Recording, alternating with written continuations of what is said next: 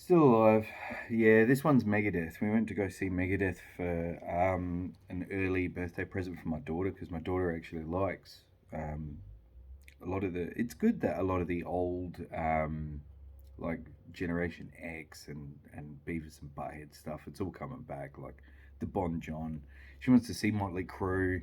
You know, we listen to like White Snake and Def Leppard and stuff. It's cool. Like I still like it. It's been a long time since I've like listened to all their CDs. Apart from a few, like still hear Bon John quite often and Guns N' Roses quite often.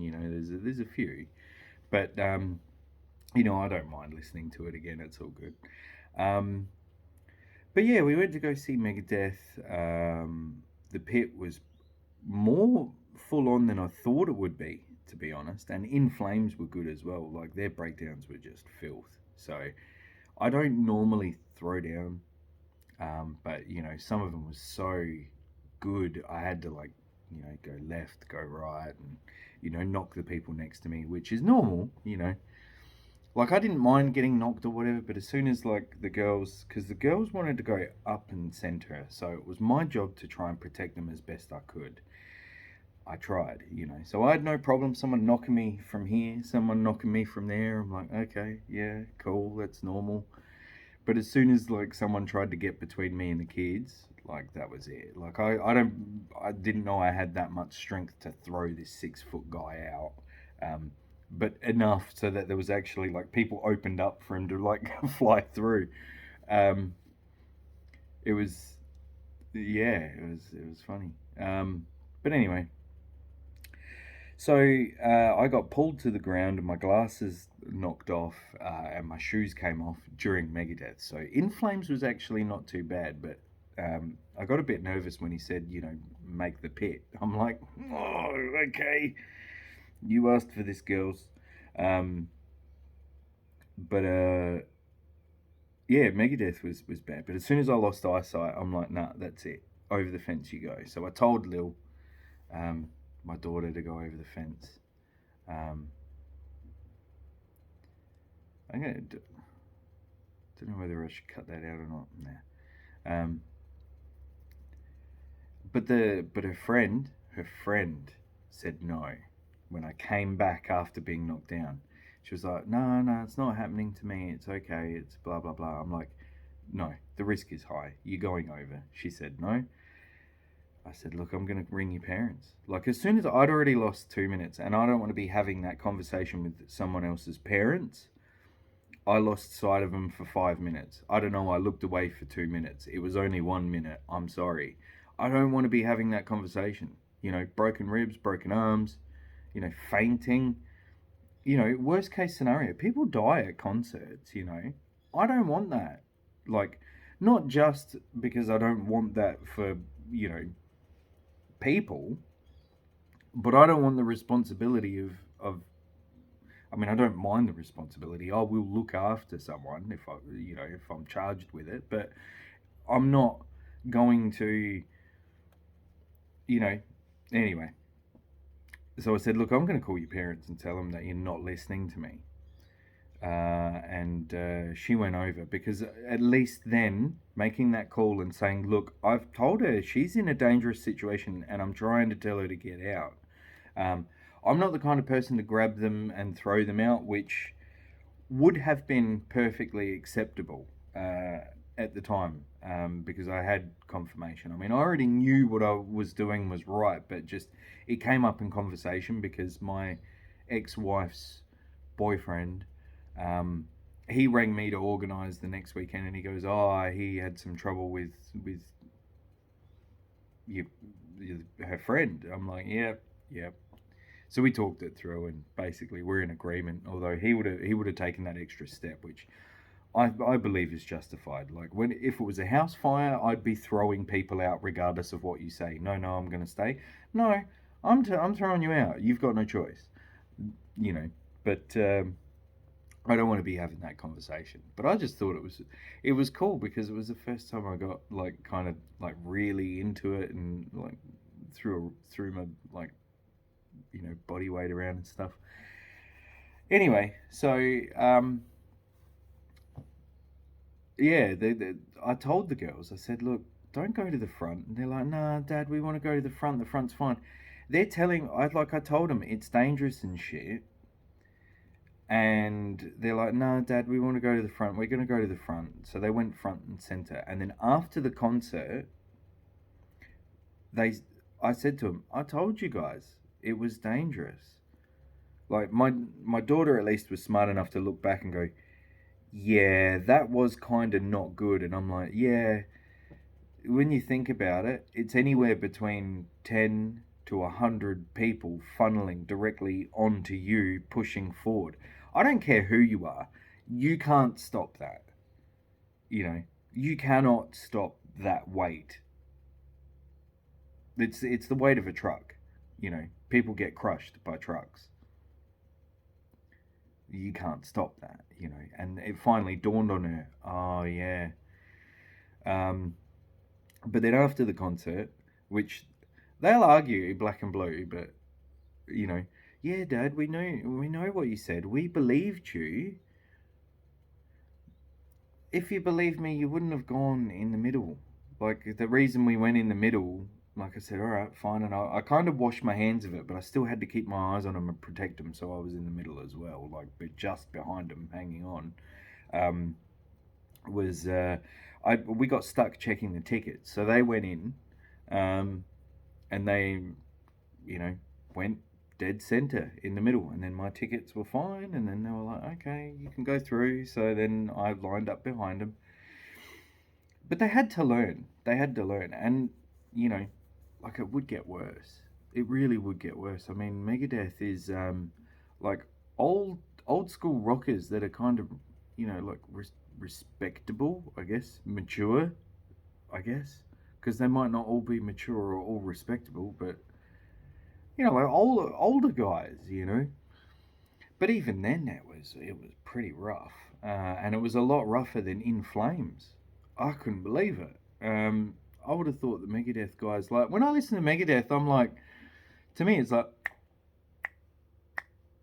you know, like it's still heavy, but it's like, I don't know, it's not start swinging. Whereas like, you know, In Flames is more start swinging and I'll headbang, you know, like I'll headbang to Megadeth. It's I don't know, it's just a different vibe. It's not really like I wouldn't want to like run into people and hit them and stuff listening to Megadeth.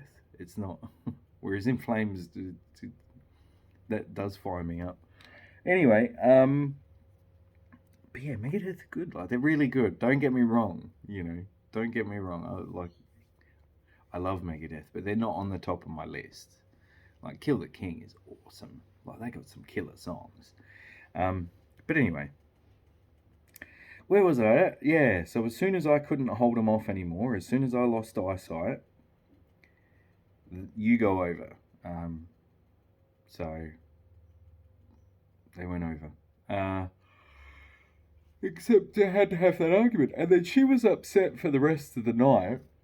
And I said, look, you were invited. You do what I say, kind of thing, you know. And yeah, like, of course, I'm going to get angry. When it comes to a safety situation and you're disregarding my orders, like I turn into like Sergeant Rabbit, you know, Lieutenant Sergeant Rabbit. That's what I do. Um, you know, I'm pretty casual with other stuff. You know, they can stay up late and whatever, and you know, like fuck around. I guess yell, keep everyone awake or whatever. Like I'm fairly casual. I'm pretty loose with that kind of stuff. Um, certain things, you know, like you have to do, you have to do. But when it comes to safety, I'm not gonna like I don't. We're not gonna. I'm not gonna fuck around with that. You know what I mean? So you got to listen and you got to do what I say. Otherwise, I'm gonna get really angry. You know, I'm not doing this because I want to ruin your night. I'm doing this because I don't want you to fucking die or break something, uh, like a rib or whatever when you get pushed up against the poles. You know, not acceptable. We're not doing this. You know. So I think this may be the last time we take her friend to a concert because after you start disregarding like safety requests, um, that's not acceptable. Like that's not cool. And I'm pretty chill when it comes to a lot of things, you know. Like they can, yeah, like I said, stay. I mean, they don't really do anything like over the top, you know. Um, like they're pretty well behaved. If they got to get up in the morning, like I'm like, you can stay up late because you know if it's something important, generally they do get up in the morning, you know. So they've earned a little bit of freedom because they do their primary things are looked after. Like they've got their priorities straight, which is good, you know. That's like they're growing up. They know right from wrong. They're getting well. I mean, my kids, um, you know, still a couple of things like they got to assess their gut instincts but you know it's experiences like this that I'm helping, you know, that where they get their gut instinct where I've said to them, right, now is the time to leave. Now my daughter's going to go, okay, it seemed fun at the time, I got hurt a little, um blah blah blah, but now she can start to make the risk assessment in her head, you know, and go, because afterwards she goes, "Yeah, Dad, that was actually quite dangerous, quite risky." I said, "Yes, you get it now, you know." Because I mean, they're not. See, this is where it's weird. Like, my daughter's smart. She goes, "Yes, I know." Like, we talk about concerts where, you know, like I bring it up in conversation because I know that she likes this stuff. She knows, like, trivia and whatever, but I mean, that sad situation with people dying in pits, it does happen, or people getting, you know, drowning in mud. Like, it happens. Thankfully, there was no mud where, you know, where we were going at the Adelaide Entertainment Centre, but she is aware of it, and I told her. But it's a different thing to hear that, but then also remove yourself. Like, as a person, you remove yourself from that situation. You hear, oh, someone died in a forklift accident, but you know, I drive a forklift every day, so therefore it's kind of separated. But no, it's not. You need to be vigilant, and you can't become um, complacent in certain things. So I don't know. I gave them the situation, let them experience it, let them have some guy kick them in the head as he goes over, you know, crowd surfing. But the instant my eyes were off him, and I couldn't give him the signal or tap him on the shoulder and say, over, that was it. I said, no, you're going over because I can't stop it now. Once I've been pulled to the ground and my shoes are off and shit, that's it. No, you go over. I'm going to the back, and we'll watch it from the back. Because I've said to him before, like I like the musicians, you know. Like I think they're cool, you know. I think Dave's cool. I like the stories that I hear about, you know, he calls someone a tit or whatever. I'm like, that's killer. Like he sounds like a nice guy. Um, Spider One sounds like a nice guy and stuff, but I don't have to get up close, you know. Like I respect these people hugely, and I think they're artists, and it would be cool to see them. But for me, it is the music. It's what these people create. You know, I'm not a entertainment, you know, fan fiction, you know, guy. You know, if I met, like, I talked to the drummer of Head PE, like he came out. He's a normal dude. Like, of course, I'm like, oh wow, I get to talk to this guy. Like, you know, he's talented and he knows what he's doing. Um, but you know what also shitted me with that situation is that people said to him, "Oh, I thought you were going to play blah blah blah," and then I looked at him and I said, you know, it doesn't unless you play your entire catalog, people are going to be upset. You know, you can't make everyone happy. It's not possible. Um, he seemed like a cool guy, but I'm not going to like, you know, jeopardize safety to, you know, see these people or talk to these people. But yeah, the drummer from Head P was really cool. Um, yeah, where was I going with that? So yeah, so like the sound engineers and stuff, they all sit in strategic points and listen to the sound or whatever, but they really want the sound to be good up at the back. So I don't mind going up at the back, as not too far away, but enough to see everyone playing and doing their thing. I think there's just little mosquitoes in here trying to get into my eyeballs. So uh, see, I could be professional and cut that out, um, but I don't want to. I'd rather talk to you like a normal person. I don't know why. I could do the professional high energy, or even just the like smiling and getting don't forget to like and subscribe. Actually, yeah, please don't forget to like and subscribe. It would be good if I could actually make some money off of this. But anyway, so I don't mind sitting up at the back because we're at the front, right at the front, even under the speakers, which is where we were for Power Man. It's like your ears ring. You don't get like it doesn't sound smooth. It's a bit of ear rape is what they call it. I think when everything's turned up to 11 and it's just like, um, but even then, like Power Man was killer. Still not over that concert. But yeah, it was good up at the back. I could actually hear when the music stopped and Dave wanted to say words. He's such a nice guy. He comes up and he goes, "Adelaide, you guys are so great," and we're like, "You're great." Um, but yeah, it was really cool. He's such a nice guy. But you couldn't hear it up front. Like I could see his lips moving and I could hear the sound, but I could hear the sound out of the speakers that were behind me. I'm getting like the waves of the behind speakers, so it's really like light. You can't hear what's going on. Um, yeah, but as soon as we went up at the back, could hear him very clearly and very nice. So my recommendation is you go at the back. Like if you want to be at the front, at least go to the sides, but be prepared for shit sound. Um, but yeah, I told the kids, I told them, but they had to experience it for themselves because unless they experience it, they're going to continually separate themselves from the situation that they're in. Oh, it happened to someone, but it happened to them like over there. It's not going to happen to me. No, you are in that situation. You are still in the same risk level as everyone else. You are not special. You are not different. You are in a high danger situation. You know, I did my best. Um, some people would probably say I shouldn't have even done it. But look, they're going to go and do things on their own without me.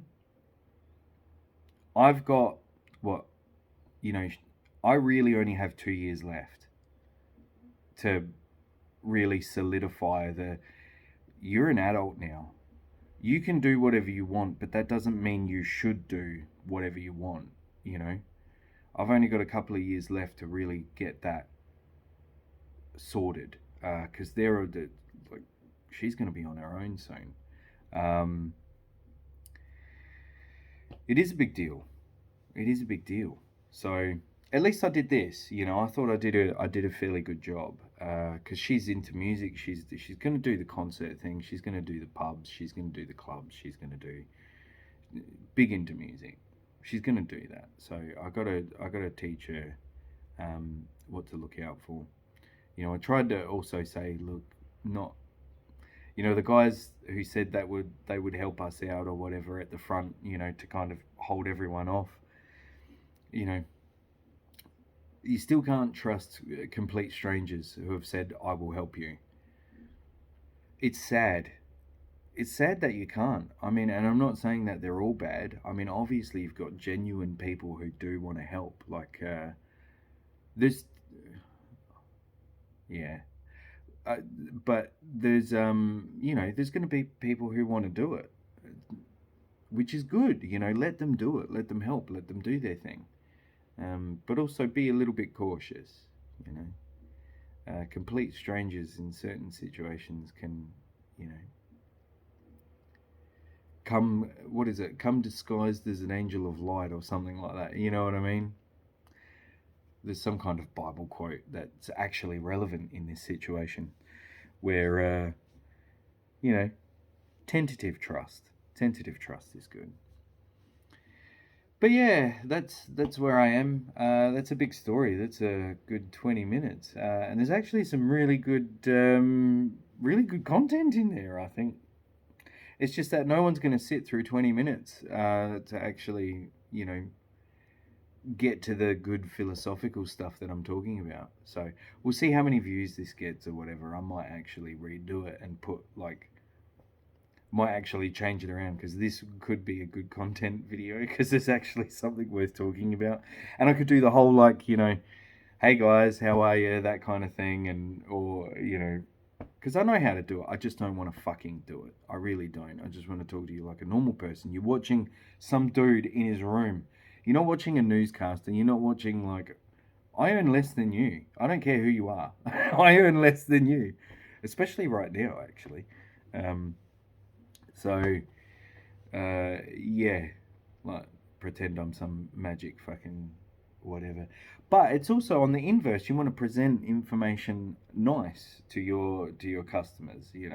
Like people I appreciate the people who watch, and if I can give you anything good or something to think about or to take away or whatever, I'm happy with that. And it would be good if I could present to you, I don't know, I should do it in a nice way. It should be presented nicely. It shouldn't be hard to sit through or whatever. It should be nice to watch for your benefit, yes.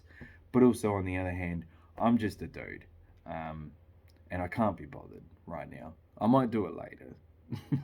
I might do some. I'm sure I can do it because I know the formula. I just I don't know. I mean, because it is nice. It's like the customer service way of presenting information, but also in the back of my head, I think people who watch my videos aren't stupid. But anyway, you also don't want to be bored and sit through rants. So I'm gonna have to cut it off here. Um, thanks for watching.